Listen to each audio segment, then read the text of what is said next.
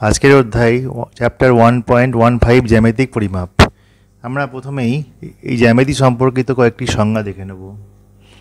যেমন প্রথমেই বলি বিন্দু বা পয়েন্ট। বিন্দু হলো সমতলের ওপর একটি অবস্থান। এর কোনো দৈর্ঘ্য নেই, প্রস্থ নেই, কোনো উচ্চতা বা আকৃতি নেই। এর কেবলমাত্র একটি অবস্থান রয়েছে। যেমন আমরা চিত্রে দেখতে পাচ্ছি যে এ, বি, এক্স, ও এগুলি হচ্ছে একটি বিন্দু। একটি ডটের মাধ্যমে একে বোঝানো যায় এবং ইংরেজি বড় হাতের অক্ষর এ, বি, সি থেকে এক্স, ওয়াই, জেড এই নাম দিয়ে এদিকে চিহ্নিত করা হয়। এই বিন্দুগুলো দিয়ে আমরা দেখব কোনো চতুর্ভুজ, ত্রিভুজ বা কোনো সমতলিক চিত্রকে নামকরণ করব। যেমন পাশের চিত্রে আমরা দেখতে পাচ্ছি যে এ, বি, সি বিন্দু দিয়ে একটি ত্রিভুজ গঠিত হয়েছে। আমাদের দ্বিতীয় হচ্ছে আমরা জানবো রেখা বা লাইন কাকে বলে। রেখা হচ্ছে একটি বিন্দুর চলার পথ। এই রেখা দুই প্রকার হতে পারে, এক হচ্ছে সরল রেখা বা স্ট্রেট লাইন এবং বক্ররেখা বা কার্ভ লাইন। সমতলের ওপর দুটি বিন্দুকে যোগ করলে সবচেয়ে যে কম দূরত্ব পাওয়া যায় তাকেই সরল রেখা বা স্ট্রেট লাইন বলে।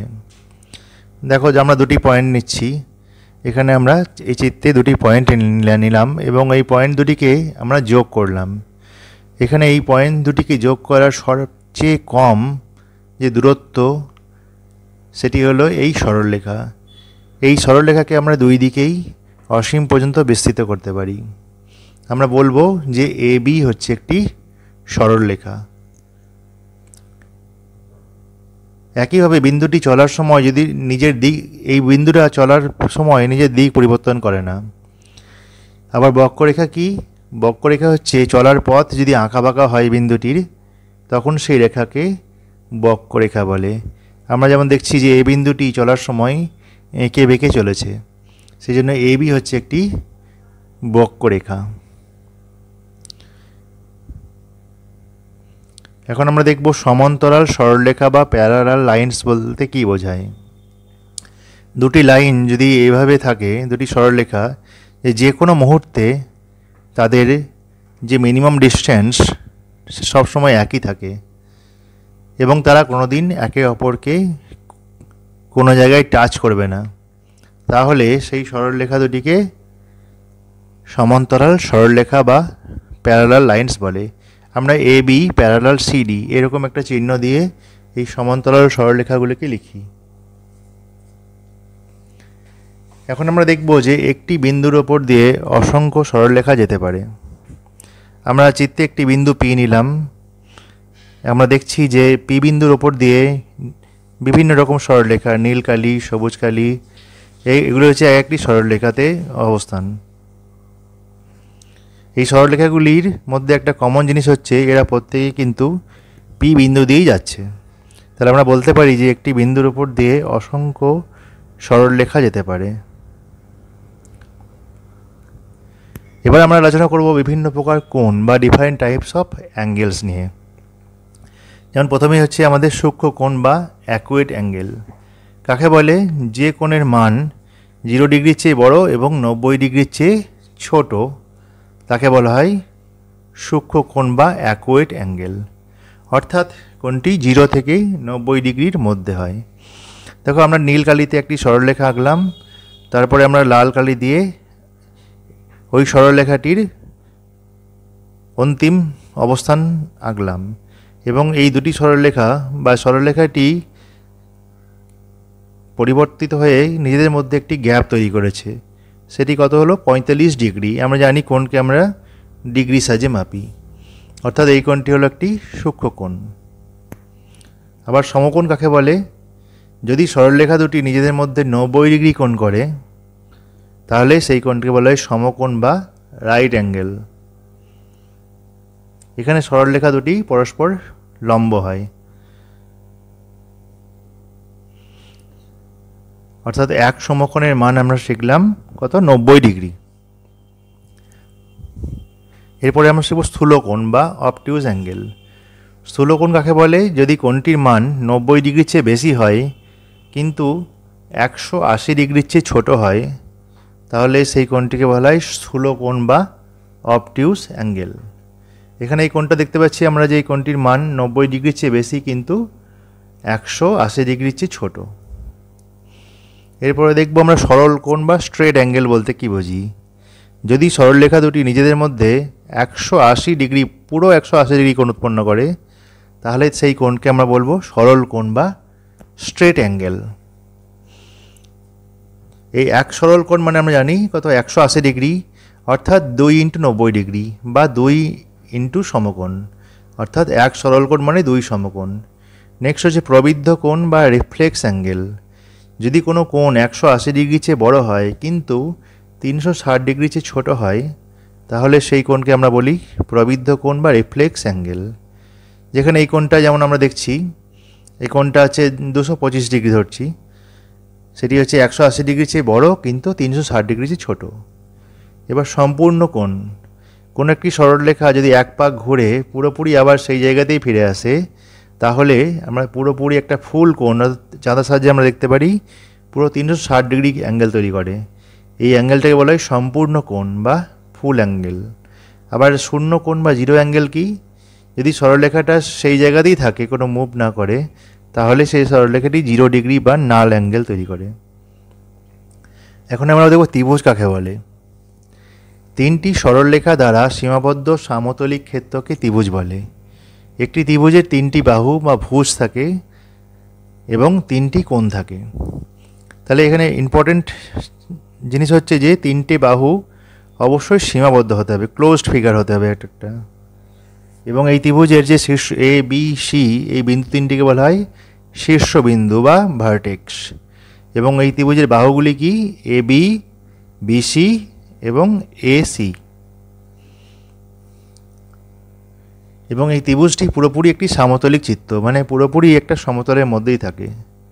এখন আমরা দেখব যে কোনো দুটি বাহুর দৈর্ঘ্যের যোগফল যদি তৃতীয় বাহুর দৈর্ঘ্যের চেয়ে বেশি হয়, তবেই এই 3টি দৈর্ঘ্যের বাহু দিয়ে একটি ত্রিভুজ আঁকা সম্ভব। অর্থাৎ যে কোনো 3টি বাহু দিয়ে আমরা ত্রিভুজ আঁকতে পারি না। এখানে যেমন দেখছি দুটি বাহুর 3 এবং 3, অর্থাৎ দুটি বাহুর লেন্থ হচ্ছে 6, যেটা কিনা অপর বাহু চেয়ে বেশি। সেই জন্য আমরা এই 3, 3 ও 5 এটা দিয়ে একটা ত্রিভুজ আঁকতে পারলাম। এবার আমরা দেখবো ধরো 2 সেমি, 1 সেমি ও 5 সেমি দিয়ে ত্রিভুজ আঁকতে পারি কিনা। দেখো 2 + 1 হচ্ছে 3, যেটা কিন্তু অপর বাহুটি অর্থাৎ 5-এর চেয়ে বড় নয়, নট গ্রেটার দেন 5। তাহলে আমরা 2, 1, 5 দিয়ে ত্রিভুজ আঁকতে পারি না। একইভাবে 1, 3 ও 5 দিয়েও আমরা ত্রিভুজ আঁকতে পারবো না। এবার দেখি 3, 2 এবং 5। এখানে দেখো 3 + 2 সমান কিন্তু 5, অর্থাৎ 5 সমান 5, কিন্তু 5 নট গ্রেটার দেন 5। তাহলে আমরা 3 সেমি, 2 সেমি ও 5 সেমি দিয়েও একটি ত্রিভুজ আঁকতে পারবো না। এখন আমরা দেখব বাহু অনুসারে বাহুভেদে ত্রিভুজকে 3 ভাগে ভাগ করতে পারি এবং কোণ অনুসারেও আমরা ত্রিভুজকে 3 ভাগে ভাগ করতে পারি। প্রথমে আমরা দেখব বাহুভেদে ত্রিভুজকে আমরা কী কী উপায়ে ভাগ করতে পারি। একটা আছে সমবাহু ত্রিভুজ বা ইকুইল্যাটারাল ট্রায়াঙ্গেল। যে ত্রিভুজের 3টি বাহুর মান সমান, অর্থাৎ যে আমরা দেখতে পাচ্ছি চিত্রের মধ্যে যে এ বি সমান বিসি সমান সিএ সমান 5 সেন্টিমিটার, এখানে 3টি বাহুরই লেন্থ হচ্ছে 5 সেন্টিমিটার করে। তাহলে এটি একটি সমবাহু ত্রিভুজ, অর্থাৎ সমান বাহু বিশিষ্ট ত্রিভুজ। এবং আমরা দেখতে পাচ্ছি যে এই ত্রিভুজের প্রতিটি কোণের মানও হচ্ছে 60 ডিগ্রি। এটা সমবাহু ত্রিভুজের একটি বৈশিষ্ট্য হচ্ছে এই ত্রিভুজের প্রত্যেকটি বাহু যেমন সমান হয়, সঙ্গে সঙ্গে তার প্রতিটি কোণের মানও সমান হয়, যেগুলো 60 ডিগ্রি। এবং 3টি কোণকে যোগ করলে আমরা ত্রিভুজের মান পেলাম, ত্রিভুজের সমষ্টি পেলাম কোণের 180 ডিগ্রি। নেক্সট হচ্ছে সমদ্বিবাহু ত্রিভুজ বা আইসোস্কেল। এখানে যদি সমদ্বি মানে হচ্ছে দুটি, যে ত্রিভুজের 2টি বাহু সমান তাকে আমরা বলি সমদ্বিবাহু ত্রিভুজ। আমরা দেখতে পাচ্ছি এখানে এ বি এবং এসি বাহু দুটোই 7 সেন্টিমিটার করে এবং অপর বাহুটির একটি দৈর্ঘ্য হচ্ছে অন্যরকম, অর্থাৎ এটি একটি সমদ্বিবাহু ত্রিভুজ। এখানে আমরা কোণগুলোকে যদি যোগ করি তাহলে আমরা দেখব এ কোণ, বি কোণ এবং সি কোণ হচ্ছে 180 ডিগ্রি। থার্ড হচ্ছে আমাদের বিষমবাহু ত্রিভুজ বা স্কেলিন ট্রায়াঙ্গেল। তো এখানে আমরা দেখছি প্রত্যেকটা বাহু দৈর্ঘ্য হচ্ছে আলাদা। এ বি, বি সি এবং এসি প্রত্যেকটা বাহুর দৈর্ঘ্যই হচ্ছে আলাদা, তাই আমরা এটাকে বলছি এবিসি হচ্ছে একটা বিষমবাহু ত্রিভুজ। এখানেও আমরা 3টি কোণকে যোগ করলে পাচ্ছি 180 ডিগ্রি। এবার কোণ অনুসারে অতিভুজকে আমরা তিনটি ভাগে ভাগ করতে পারি। প্রথমে হচ্ছে আমাদের সমকোণী বা রাইট অ্যাঙ্গেল ট্রায়াঙ্গেল। তাকে বলা হয় যে ত্রিভুজের একটি কোণের মান সমকোণ বা 90 ডিগ্রি, তাকে বলা হয় সমকোণী ত্রিভুজ। এই সমকোণী ত্রিভুজের সমকোণের সামনের বাহুকে বলা হয় অতিভুজ এবং বাকি বাহুগুলোকে বলা হয় লম্ব এবং ভূমি। তা আমরা দেখব পরে যে এই অতিভুজটি সবসময় অন্য কোনো বাহুদের চেয়ে বড় হয়, অর্থাৎ এসি গ্রেটার দেন এবি এবং এসি গ্রেটার দেন বিসি, অর্থাৎ কিনা অতিভুজ সবসময় অন্য বাহুদের চেয়ে বড় হয়। নেক্সট হচ্ছে সূক্ষ্মকোণী ত্রিভুজ বা অ্যাকুয়েট অ্যাঙ্গেল ট্রায়াঙ্গেল। যে ত্রিভুজের তিনটি কোণই হচ্ছে সূক্ষ্মকোণ, যেমন আমাদের এখানে এ কোণ হচ্ছে 65 ডিগ্রি, বি কোণ 55 ডিগ্রি এবং সি কোণ 60 ডিগ্রি, প্রত্যেকেই হচ্ছে 90 ডিগ্রির চেয়ে কম। তাহলে এই ধরনের ত্রিভুজকে বলা হয় সূক্ষ্মকোণী ত্রিভুজ। এখানেও আমরা দেখলাম যে তিনটি কোণকে যোগ করলে সেটা 90 ডিগ্রি 180 ডিগ্রি হলো। নেক্সট হচ্ছে স্থূলকোণী ত্রিভুজ। যে ত্রিভুজের একটি কোণের মান স্থূলকোণ, অর্থাৎ একটি কোণ 90 ডিগ্রির চেয়ে বেশি, সেই ধরনের ত্রিভুজকে বলা হয় স্থূলকোণী ত্রিভুজ। এখানেও আমরা দেখতে পাচ্ছি যে ত্রিভুজের তিনটি কোণকে যোগ করলে 180 ডিগ্রি হয়, অর্থাৎ আমরা বুঝতে পারলাম যে ত্রিভুজের তিনটি কোণকে যোগ করলে সবসময় 180 ডিগ্রি হয়। এখন আমরা কিছু কম্বাইন টাইপস ত্রিভুজ দেখব। ধরো একটি সূক্ষ্মকোণী ত্রিভুজ। এই সূক্ষ্মকোণী ত্রিভুজ সমবাহু হতে পারে, যেমন এখানে দেখো তিনটি বাহুই হচ্ছে 3 করে 3 সেন্টিমিটার করে ধরলাম এবং প্রতিটি কোণ হচ্ছে সূক্ষ্মকোণ। এরা একসঙ্গে সূক্ষ্মকোণী প্লাস সমবাহু, অর্থাৎ একে সূক্ষ্মকোণী সমবাহু ত্রিভুজ বলে। আবার এমন হতে পারে যে কোনো সমদ্বিবাহু ত্রিভুজও হতে পারে। এখানে যেমন আমরা দেখছি যে এটি একটি সমদ্বিবাহু ত্রিভুজ, তাহলে আমরা সেটাকে বলবো সূক্ষ্মকোণী সমদ্বিবাহু ত্রিভুজ। আবার এটা বিষমবাহু ত্রিভুজও হতে পারে, যেমন এই চিত্রের মধ্যে দেখো যে এটি একটি সূক্ষ্মকোণী বিষমবাহু ত্রিভুজ। আবার একটা সমকোণী ত্রিভুজ, সেটি কিন্তু একটি সমদ্বিবাহু ত্রিভুজ হতে পারে, যেমন আমরা দেখেছি দেখো 5 সেন্টিমিটার এবং ওদের মধ্যেকার কোণ হচ্ছে 90 ডিগ্রি, অর্থাৎ এই ত্রিভুজটি একই সঙ্গে সমদ্বিবাহু এবং সমকোণী, তাই আমরা একে বলি সমকোণী সমদ্বিবাহু ত্রিভুজ।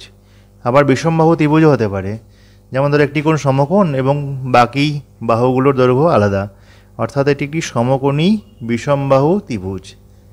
কিন্তু এটি সমকোণী সমবাহু ত্রিভুজ সম্ভব হয় না। এর কারণ হচ্ছে যে সমকোণী ত্রিভুজের সামনের বাহুটা হলো অতিভুজ, যা কিনা অন্য বাহুদের চেয়ে বড়, তাই এরা কখনোই সমবাহু হতে পারবে না। কারণ সমকোণী ত্রিভুজের অতিভুজটি সবসময় বাকি বাহুদের চেয়ে বড় হবে। এবার স্থূলকোণী যে ত্রিভুজ আছে সেটিও কিন্তু সমবাহু হওয়া সম্ভব নয়, কিন্তু সমদ্বিবাহু হওয়া সম্ভব। যেমন আমরা একটা উদাহরণে দেখেছি, এটা হলে বলবো স্থূলকোণী সমদ্বিবাহু ত্রিভুজ। আবার বিষমবাহু হওয়া সম্ভব, তাহলে আমরা বলবো স্থূলকোণী বিষমবাহু ত্রিভুজ। অর্থাৎ এই ত্রিভুজগুলি একই সঙ্গে স্থূলকোণী এবং বিষমবাহু, তাই আমরা বলি স্থূলকোণী বিষমবাহু ত্রিভুজ। এখন দেখব বৃত্ত কাকে বলে। একটি বিন্দুকে কেন্দ্র করে সমান দূরত্ব বজায় রেখে অন্য একটি বিন্দু তার চারিদিকে একবার ঘুরে এলে যে ক্ষেত্র তৈরি হয় তাকে বৃত্ত বলে। দেখো আমরা এখানে একটা বিন্দুকে কেন্দ্র করে কম্পাসের সাহায্যে একটি বৃত্ত এঁকেছি। এবার যে বিন্দুকে কেন্দ্র করে বৃত্তটি আঁকা হয় তাকে বলা হয় কেন্দ্র বা সেন্টার, এবং এই বৃত্তটি যে পথ অতিক্রম করে তাকে বলা হয় পরিধি। আমরা বর্গক্ষেত্রের ক্ষেত্রে বা আয়তক্ষেত্রের ক্ষেত্রে যাকে বলি পরিসীমা, বৃত্তের ক্ষেত্রে তাকে আমরা বলবো পরিধি। আবার বৃত্তের কেন্দ্রবিন্দু থেকে ওই বিন্দুটির ওপর দূরত্ব টানলে সেই দূরত্বকে বলা হয় ব্যাসার্ধ বা রেডিয়াস, এবং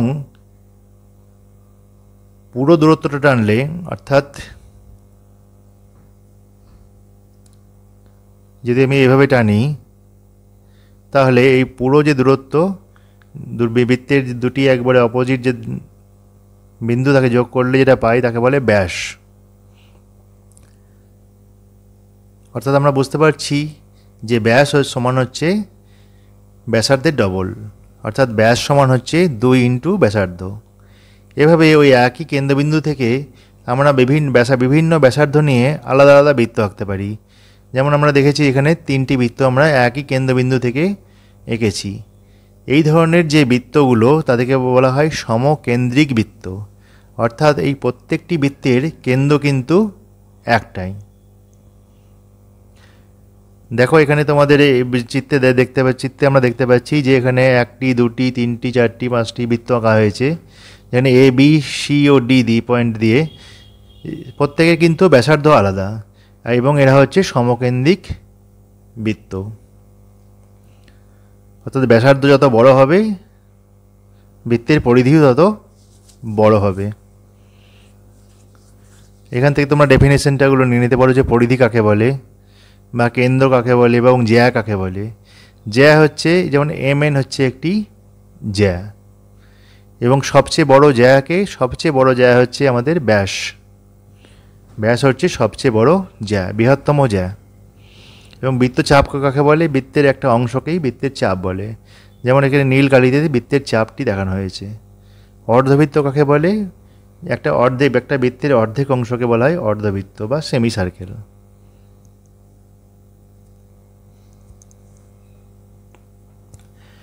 এখন আমাদের পাঠ্য বই দেখছি 36 থেকে 39 পেজ পর্যন্ত। এই চ্যাপ্টারটা নিয়ে আলোচনা করা হলো। দেখো এখানে ছবিতে আমরা অনেকগুলি এই রেখা দুটি হচ্ছে সমান্তরাল রেখা, এবং এটা একটা ত্রিভুজ দেখতে পাচ্ছি, এবং ত্রিভুজে 3টি কোণ থাকে দেখতে পাচ্ছি, এবং এটা একটি আয়তাকার অংশ। আমরা আগেই আলোচনা করেছি যে ত্রিভুজে 3টি কোণ থাকে, এবং এগুলো কতগুলো সমকেন্দ্রিক বৃত্তাকার ছবি দেখছি আমরা। এবং এই যে সমান্তরাল যে সরলরেখাগুলো আছে আমরা দেখতে পাচ্ছি, এই রেখাগুলো হচ্ছে পরস্পর রেল লাইন। এটা একটা সমান্তরাল সরলরেখার উদাহরণ। এখানে আমরা বিভিন্ন পয়েন্টগুলোকে যোগ করে সমদ্বিবাহু ত্রিভুজ এঁকেছি, বিষমবাহু ত্রিভুজ এঁকেছি, এবং চাঁদার সাহায্যে এই ত্রিভুজের সমস্ত কোণগুলোর মান বের করেছি। আমরা দেখেছি যে একটি ত্রিভুজের সেটা যেমনই ত্রিভুজ হোক না কেন, সেই ত্রিভুজের 3টি কোণের জয়েন করলে, অর্থাৎ 3টি কোণের সমষ্টি সবসময় হবে 180 ডিগ্রি। আমরা এই জিনিসটা নিয়েও ডিসকাস করলাম যে সূক্ষ্মকোণী ত্রিভুজাকার ক্ষেত্র সে কী হতে পারে? সমবাহু হতে পারে, সমদ্বিবাহু হতে পারে, এবং বিষমবাহু হতে পারে। কিন্তু সমকোণী ত্রিভুজ সমবাহু সম্ভব নয়, আবার স্থূলকোণী ত্রিভুজও সম্ভব নয়। এখানে আমরা কোশ্চেনের উত্তরগুলো করে দিয়েছি।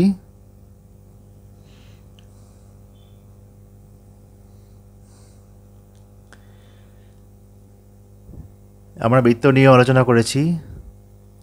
এখানে আমরা দেখতে পাচ্ছি প্রতিটি বৃত্তের পরিধিগুলি হচ্ছে অসমান, অর্থাৎ যে বৃত্তের ব্যাসার্ধ যত বড় তার পরিধিও তত বড়, এবং বৃত্তের ব্যাসের দৈর্ঘ্য কত? 2 ইন্টু ব্যাসার্ধের দৈর্ঘ্য।